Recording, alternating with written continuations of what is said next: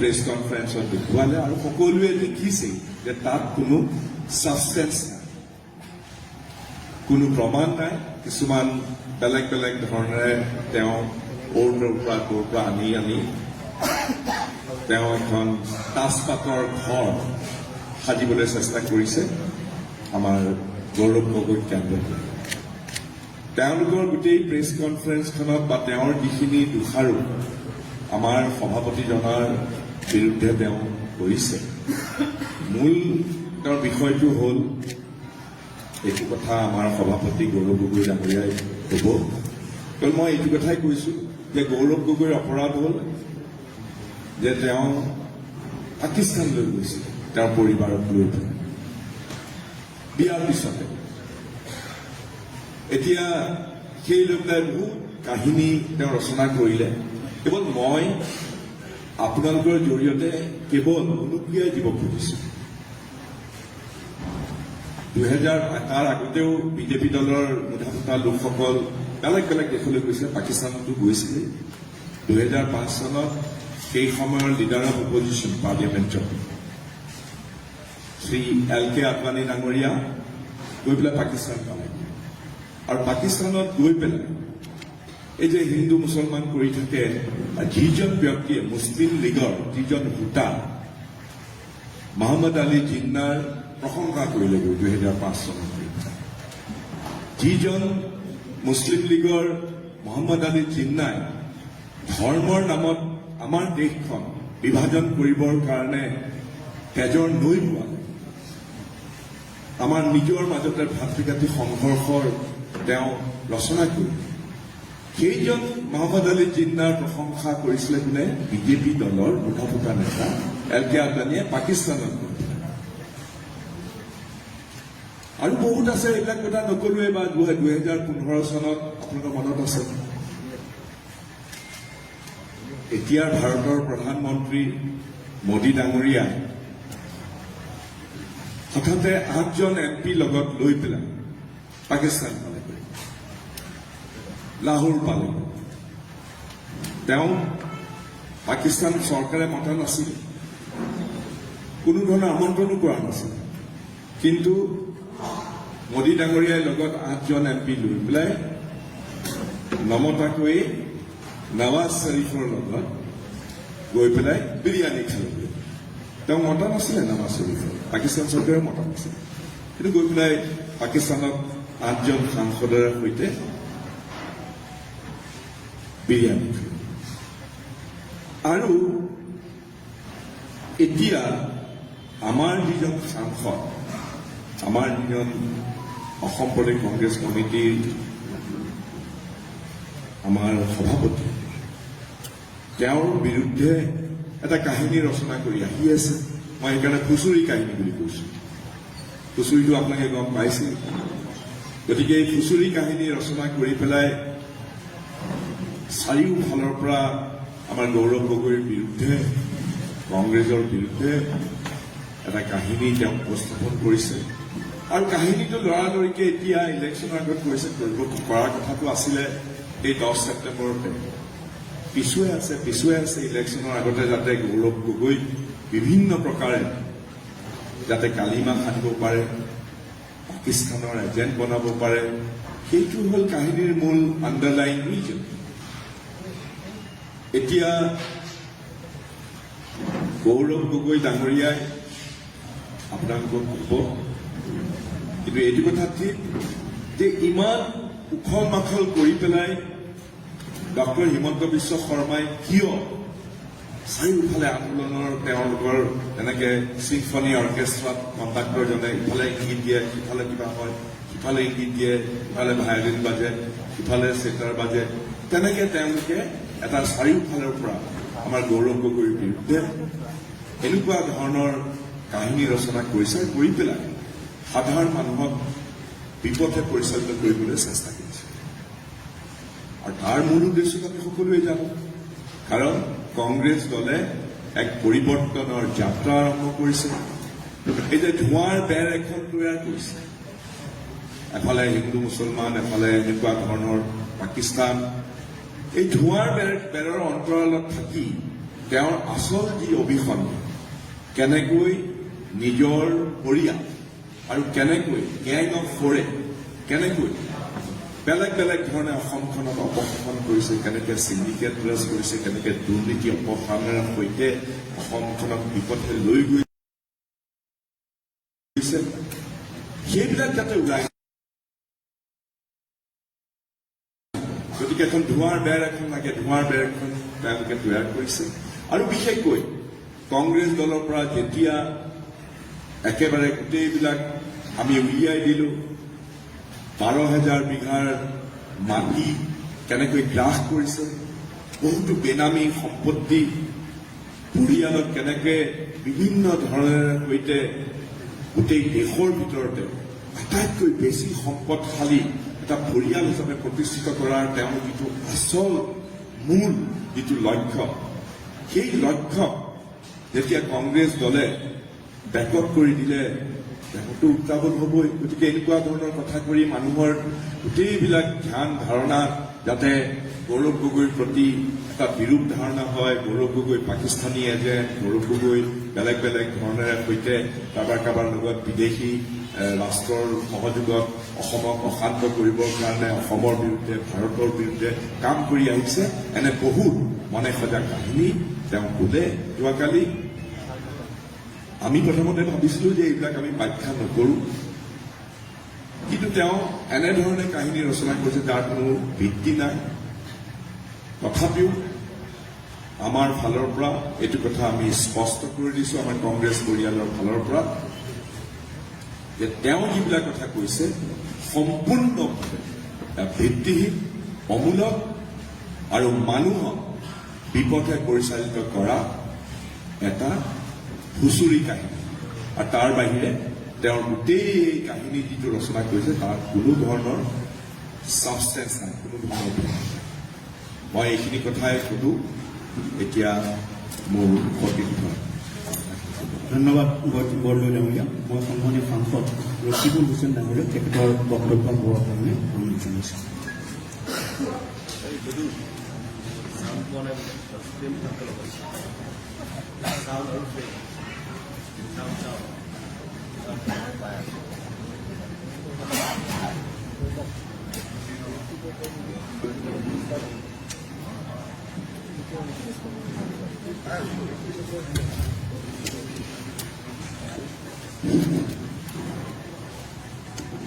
মাননীয়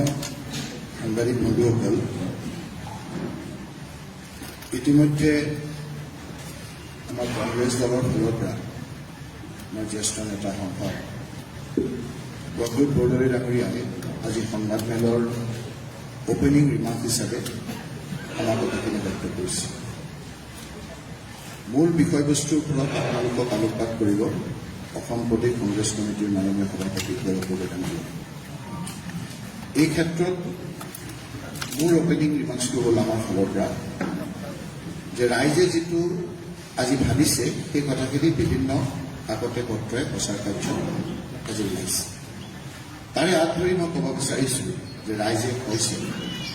যে এবছৰে সিংহৰ গোজৰণি দি অহা মুখ্যমন্ত্ৰীয়ে আঢ়ৈ ঘণ্টীয়া সংবাদমেলত ঘটাব নোৱাৰিলে কোনো বিস্ফোৰণ। গৌৰৱ গগৈৰ পাকিস্তান যোগসূত্ৰ, ভেলকিবাজিত পৰিণত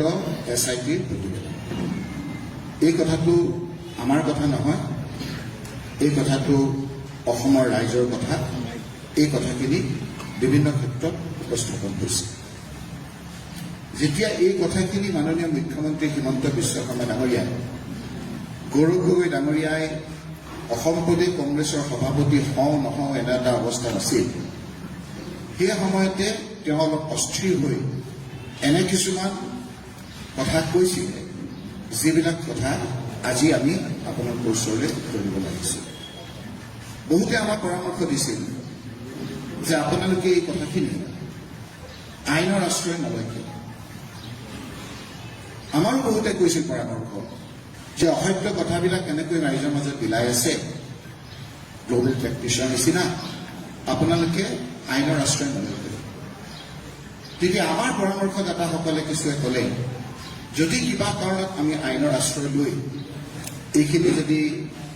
বন্ধ কৰি থওঁ তেতিয়াহ'লে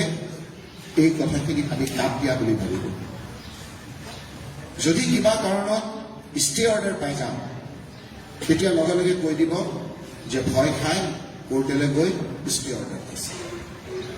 আৰু যদি আমি কোৰ্টলৈ যাওঁ তেওঁ ক'ব যে এইটো মেটাৰ ছাবজুডিচ গতিকে মই ক'ব নোৱাৰিম সেইকাৰণে এই গোটেই দিনকেইটা আমি সহ্য কৰি কিমান আমাৰ ব্যক্তিগত আক্ৰমণ কৰিলে পৰিয়ালটোৰ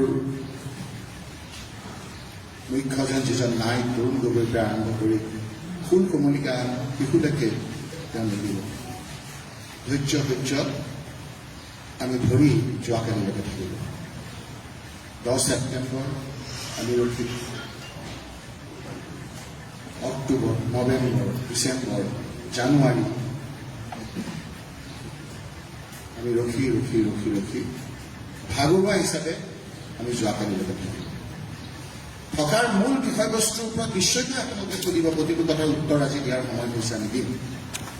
কিন্তু আজিৰ মোৰ কথাটো হ'ল যে ইমান দিন আমি আইনৰ আশ্ৰয় লৈ নাছিলোঁ যেতিয়া ফুল কোমলীয়া শিশুকেইটাৰ ওপৰতো আক্ৰমণ চলিল তেতিয়া আমাক ৰাতিপুৱা মোক বহুতে ক'লে যিখিনি কথা মই আপোনালোকৰ ওচৰত ক'ব বিচাৰিছোঁ যে অসমৰ ভাৰতবৰ্ষত আমি এটা আইনৰ মাজে দিছোঁ যেতিয়া আমি অসুৰক্ষিত বুলি ভাবোঁ তেতিয়া এটাই আমাৰ আইন স্পষ্টকৈ আইনত লিখা আছে The Juvenile Justice Care and Protection of Children Act 2015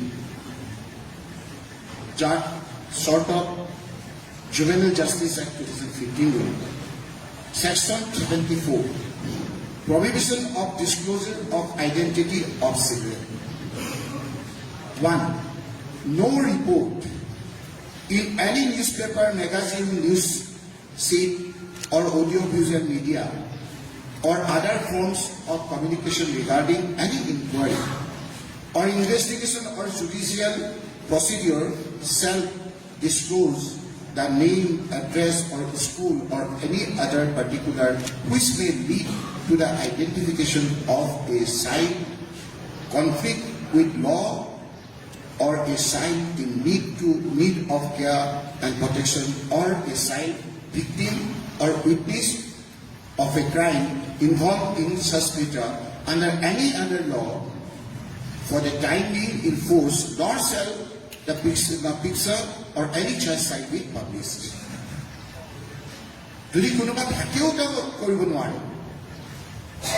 বাচ্চা শিশু প্ৰভিজন আছে তেওঁলোকৰ ক্ৰাইমৰ কি আপোনাৰ শাস্তি হ'ব তাৰো প্ৰভিজন আছে এটা হ'ল মই কৰিলোঁ যে জুভেনাইল জাষ্টিচ প্ৰটেকশ্যন এক্ট আকৌ এটা আছে আমাৰ যিটো পক্সো বুলি কওঁ পক্সো আইনতো এটা বাধা আছে তাৰপিছতো মই পঢ়ি দিব পাৰোঁ ইয়াত কেনেকৈ এনি পাৰ্চন হু এইটো কৰিলে কি ক্ৰাইম হয় কি শাস্তি হয় ইয়াত আছে আজি হয়তো আমি আইনজ্ঞৰ লগত কথা পাতিবলগীয়া হ'ব যে শিশুটোৱে কি কৰিলে এনেকুৱা ধৰণৰ মানুহ ওলাব এনেকুৱা ধৰণৰ কথা বতৰা কৈ অশান্তি সৃষ্টি কৰিব বুলি ভাবিয়েই আজি এনেধৰণৰ আইন বনাইছে কোনোৱে মৰা মানুহটো কৰি দিয়া নাছিল যি মানুহটোৱে এই মুখ্যমন্ত্ৰীৰ হাতত ধৰি ডাঙৰ দীঘল কৰিছিল ৰাজনৈতিকভাৱে প্ৰথমবাৰ মুখ্যমন্ত্ৰী ডাঙৰীয়াই এছেম্বলি হাৰাৰ পিছত যেতিয়া তৰুণ গগৈ ডাঙৰীয়াৰ ওচৰ চাপিলে বহুত বাধা বিঘিনি আমাৰো বহুতে বাধা বিঘিনি কৰাৰ পিছত নিজৰ ল'ৰা হিচাপে সমষ্টিলৈ গৈ তেওঁক জিকালে বহুত বাধা বিঘিনি আমাৰ পিছত থকাৰ পিছতো তেওঁক মন্ত্ৰী ল'লে এই কথাবিলাক আজি বিষয়বস্তু নহয় মই কওঁ আপোনালোকক ৰাজ্যিক মন্ত্ৰী কৰিলে আমাৰ বহুত চিনিয়ৰ মানুহে বেয়া পোৱাৰ পিছতো তেখেতক কেবিনেট মন্ত্ৰী কৰিলে আনকি আমাৰ উদ্বোধন কৰ্তৃপক্ষই ড্ৰপ দিবলৈ কোৱাৰ পাছতো তেওঁক ড্ৰপ দি দিলে আজি সেইকাৰণে বহুতে কৈছিলেহে মই যে আপুনি কিন্তু গাখীৰ খুৱাই হাত পুহিছে আজি গাখীৰ খুৱাই যে হাত পুহিছে নিশ্চয় কৰিব আজি তেওঁ আমাৰ ইয়াত নাই নিশ্চয় তেওঁ চকুলৈ ওলাইছে আৰু নিশ্চয়কৈ তেওঁ পুত্ৰক কৈছে যে মোৰেই ভুল হৈছিল মই আজি গাখীৰ খুৱাই হাত পুহিছোঁ কোনো চিন্তা নকৰে মোৰ আশীৰ্বাদ আছে কিন্তু এই যে হাত আমি অসমীয়া ভাষাৰ কথা কওঁ ঘোঁৰাসাপৰ ফুচফুচনি ঘোঁৰাসাপৰ ফুচফুচনি অসমৰ মানুহ বিচলিত নহয় এই কথাখিনি আপোনালোকৰ যোগেদি আজি কৈছোঁ ইমানদিন কিয় কোৰ্টলৈ যোৱা নাই বহুতে প্ৰশ্ন কৰে এইকাৰণে যোৱা নাই যে মুখ্যমন্ত্ৰী ডাঙৰীয়া মুকলিকে যি ইনভেষ্টিগেশ্যন কৰে সকলো কৰি তেওঁ আমাক আজি কথাখিনি মুকলিকে কোৱাৰ কাৰণে আমি দিছিলোঁ আৰু পিছত দেখা গ'ল যে সকলোৱে কৈছে যে এইটো ভালকৈ আজি পৰিণত হৈছে আৰু সেইকাৰণে তেওঁ আজি তেওঁৰ মূল মানুহখিনিৰ তেওঁ লগ এৰিছে মাত্ৰ 3-4জনৰ বাহিৰে আজি মূল বিজেপিসকলেও এই ক্ষেত্ৰত যে ভাল পোৱা নাই এই পৰ্যায়ত যে ৰাজনীতি কৰিব নালাগে সেই কথাখিনি আমি নালাগে বিজেপিৰ যিখিনি দায়িত্বশীল ব্যক্তি আছে সেইসকলেও কৈছে মোৰ ক'বলগীয়াখিনি আজিৰ তাৰিখত ইমান আৰু যদি ইয়াৰ বিষয়বস্তুৰ ওপৰত ব্যক্তিগতভাৱে কিবা কৰিব খোজে মই বাহিৰত আপোনালোকক ক'ম এতিয়া মোৰ এইখিনি কৈ মই এতিয়া বেদব্ৰত কৰা মই মোৰ মাইকটো আগবঢ়াই গৈছোঁ ধন্যবাদ প্ৰতিগুৰু চেনেলে মই সন্মানীয় সভাপতি শ্ৰী গৌৰৱ গগৈয়ে তেখেতৰ বক্তব্য আপোনালোকৰ কাৰণে অনুৰোধ কৰিছোঁ। নমস্কাৰ ইয়াত উপস্থিত থকা মাননীয় সাংসদ প্ৰফুল্ল হুছেইন ডাঙৰীয়া মাননীয় সাংসদ প্ৰদ্যুৎ বৰদলৈ ডাঙৰীয়া অসম ৰাজ্যিক সেৱা দলৰ সভাপতি দীপায়ন ডাঙৰীয়া উপস্থিত থকা মিডিয়া চেলৰ সভাপতি বেদব্ৰত বৰা ডাঙৰীয়া আৰু উপস্থিত থকা সাংবাদিক বন্ধু মই বহুতখিনি কথা যে প্ৰদ্যুৎ বৰদলৈ ডাঙৰীয়া আৰু ৰকিবুল হুছেইন ডাঙৰীয়াই যে ক'লে তাৰ লগত মই নিজৰ কথাখিনি যোগ কৰিবলৈ বিচাৰোঁ আৰু সমৰ্থন কৰিবলৈ বিচাৰোঁ প্ৰথম কথাটোৱে হ'ল যে যোৱাকালি যি 2.5 ঘণ্টা সংবাদমেলত মুখ্যমন্ত্ৰীয়ে দেশৰ আৰু ৰাজ্যৰ সাংবাদিকসকলক সম্বোধন কৰি তাৰ মূল কাৰণ হৈছে যোৱা 6 মাহত কংগ্ৰেছ দলৰ বৃদ্ধি পোৱা গতি যোৱা 6 মাহত কংগ্ৰেছ দলে যিদৰে অসমৰ চুকে কোণে বুথৰ পৰা জিলা পৰ্যায়লৈকে নিজৰ সংগঠন সবল কৰিছে আমাৰ কথাখিনি ৰাইজৰ ওচৰত লৈ যাবলৈ সক্ষম হৈছে আৰু বিভিন্ন ধৰণৰ ঘাত প্ৰতিঘাত নিয়চি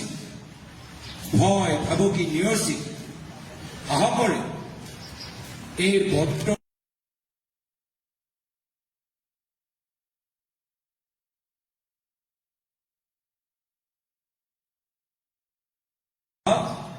আমি যোৱা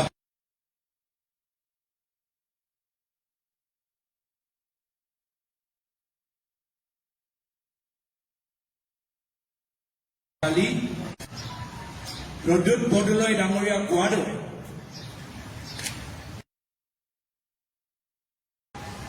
তেওঁৰ ওচৰত এই SIT report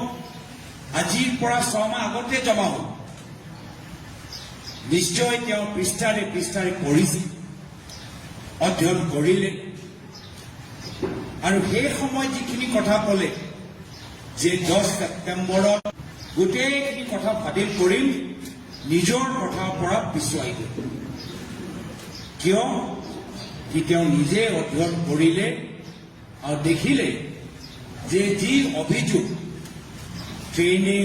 ISI Pakistani agent যিমানবোৰ যে অভিযোগ তেওঁ ইমান দিনৰ পৰা উত্থাপন কৰি আছে এটাও প্ৰমাণ তেওঁ SIT ৰিপৰ্টৰ ভিতৰত নিজে দেখা নাপাব যাৰ ফলত প্ৰায় 6 মাহ অসমৰ ৰাইজৰ পৰা এই SIT ৰিপৰ্ট তেওঁ লুকাই ৰাখিব 6 মাহ যদি কথাটো ইমানেই গুৰুত্বপূৰ্ণ যদি কথাটো ৰাষ্ট্ৰীয় সুৰক্ষালৈ সম্পৰ্ক আছে তেতিয়াহ'লে 6 মাহ কিয় ৰখিব লাগে যদি ইমানেই ডাঙৰ কথা, যদি কেন্দ্ৰৰ চৰকাৰ আন্তঃৰাষ্ট্ৰীয় সন্থাৰ সহায় সহযোগ লাগে, তেতিয়া 6 মাহ এইখন ৰিপৰ্টৰ ওপৰত মুখ্যমন্ত্ৰীয়ে কিয় বহি আছে? এই প্ৰশ্ন যোৱাকালি এগৰাকী সাংবাদিকজনে সুধিলে, আৰু তাৰ উত্তৰত মুখ্যমন্ত্ৰীয়ে কি ক'লে যে জুবিনদাৰ মৃত্যুৰ বাবে আমি এইখন ৰিপৰ্ট আমি মুকলি কৰিব নোৱাৰিম। তাতে সন্মুখতে আপোনালোকক মিছা কথা ক'লে, সন্মুখৰ পৰা তেওঁ গোটেই মিছলীয়া কথাবোৰ ধৰা পৰা আমি সকলোৱে কিয়, যিহেতু ৰিপৰ্ট মুকলি কৰা তিথি আছিল 10 ছেপ্টেম্বৰ আৰু জুবিনদাৰ মৃত্যু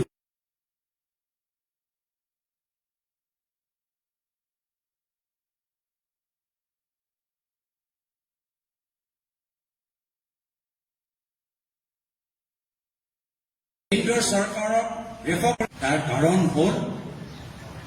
যে তেওঁ নিজে দেখিলে যে এটাও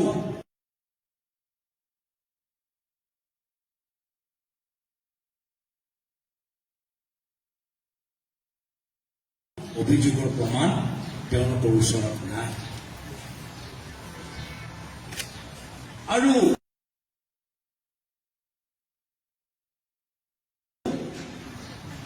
প্ৰদ্যুৎ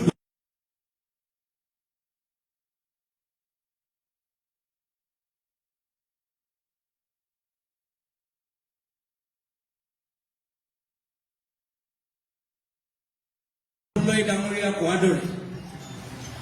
তেওঁ ভাবিছিল যে মই একদম